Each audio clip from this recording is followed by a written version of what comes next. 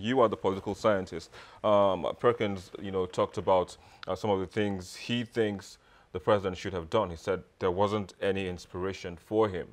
Isaac is talking about, power generation, or going back to the drawing board, and he also talked about implementing the budget, to the letter, or what level of implementation was achieved last year, and now we're now in another year. But for you, what would you say stood out for you in that broadcast? Well, when you use adjectives such as something standing out, it is a bit shocking because I was unable to watch the broadcast of Mr. President because there was no light, and but I read the full statements published by most of the media platforms, including Channel TV, including Channel TV, of course. And I think is an anticlimax, because it's surprising that the administration of President Muhammadu Buhari has been degenerated to a level where it now starts to concoct some sort of illusional achievement. What do you mean by illusional? Now, I will start from what I want to start from is this. It said the issue of power generation has risen up to 7,000 megawatts, and if someone is giving, if there is 7,000 megawatts, it's something that should be seeable from the citizen's perspective. Not you telling me. If I'm telling you, oh my brother, I earn so amount of money, I should be able to give you, should be able to see it in my lifestyle, see it in my, you should be able to see it in my life. I cannot continue to stay in the, maybe face you and face you house where I earn like 5 million naira per month. So what I'm saying is this: if we are generating 7,000 megawatts of electricity, the outlook, the effect of it should show in the lives of citizens, in the homes and offices. That is one. Then secondly, also, it is a bit shocking, because when the president said we're generating 7,000 megawatts, and he felt that is enough for him to start his campaign agenda on, less than 48 hours after, we lost over 3,000 megawatts of the so-called generated megawatt. Until now, both the TCN and also the DISCOs and the GENCOs are telling us that there is no, that they cannot assure Nigeria of stable electricity for now. And that is... When did they make that statement? They made, at least the report came out yesterday. The TCN, that's the Transport Company of Nigeria, especially said that Nigeria has lost over 3,000 megawatts based on Inferno along the gas pipeline. Isn't that a valid reason? See, that is a valid reason.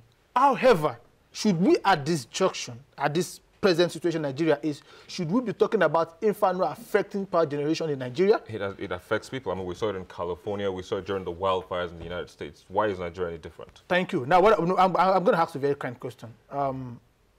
Presently, Nigeria still relies on gas for power generation, to power the generating plants. Should we at this point in time have just a singular source? You mentioned the United States of America. I'm very happy with that, because the United States of America, you mentioned, they don't have a singular source of power.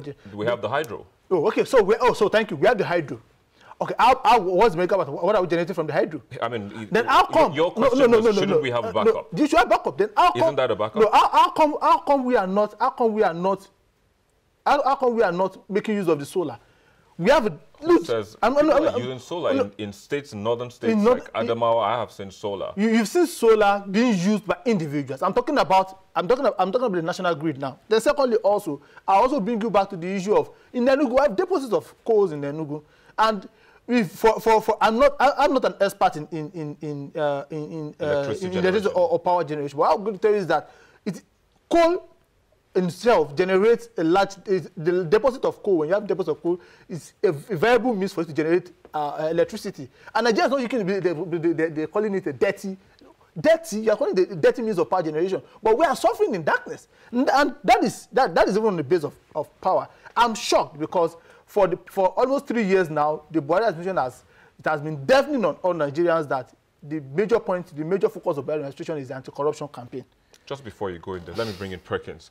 Of course, Perkins, you earlier on you were talking about the issues in Benue, and I brought about the statement made by the president through his, of course, spokesperson Garba Shehu.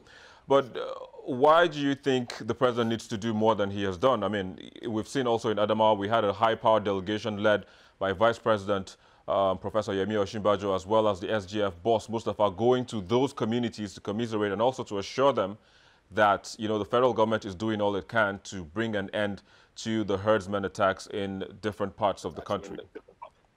Yeah, the truth is, Victor and everyone in this forum, we need to understand, I'm speaking to Nigerians now, it is not to say I condemn in stronger terms the attack on the people of Benue. You don't speak to the attack, you speak to those who is carrying the attacks. What that means is your statement should be a very strong statement. You are speaking to them because they are threatening your citizens. Because as a citizen, what I've done, when I go to the polling booth, what I've done is I've handed over everything, security to provide for myself, everything. I've given that to the government to take control. So if the government is failing to protect me, you can't just release a statement to tell me that you condemn that, or you send a delegation there. So that's in Nigeria, what I've seen generally, we fight some of these critical issues from the top. We understand what is happening. So what that means, why not go to the foundation of what is happening and address those issues and don't wait till these things happen, then you now release a statement, you're not selling high-powered delegation to the place, and you will come back with a report, take 6 months to look at the report, you put the report in the shelf. We have been seeing this all over again. What I'm saying is, up to date, Mr. President is yet to release or to say strong statement to those attacking fellow Nigerians and killing them, slaughtering them.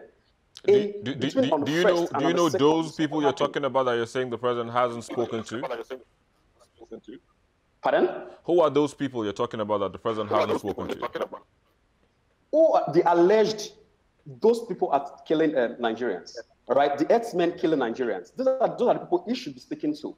Those are the people you should be addressing, that if they try to touch any Nigerian, they will hear from him strongly. And just to say, let me tell you, our military, they are doing their very best, and I can tell you they are overstretched. We have issues in the northeast, another part of the country that they are handling. And we have lingering issues in Benue State and in Kaduna, for instance. And we are drafting them there. They are overstretched. Do you know how many policemen attached to one Nigerian? 1 in 1,000, for instance. So how are we going to police Nigeria? When APC was coming, let me say this, please, Victor. When APC was coming on board in 2015, and I mean, when I heard that issue, I was very happy. They said, oh, they are coming on board to implement or to introduce state police. Where is that today? Well, almost 3 years in power. Where is that? The APC still has at least 1 to 2 years before it, wraps up. So hopefully that will happen within that period. Oladale, I'd also have to say thank you for joining us on the program, even though I know you want to talk about the president's fight against corruption. We'll do that in another moment. But we'll take a quick break and we'll be back shortly. Please stay with us.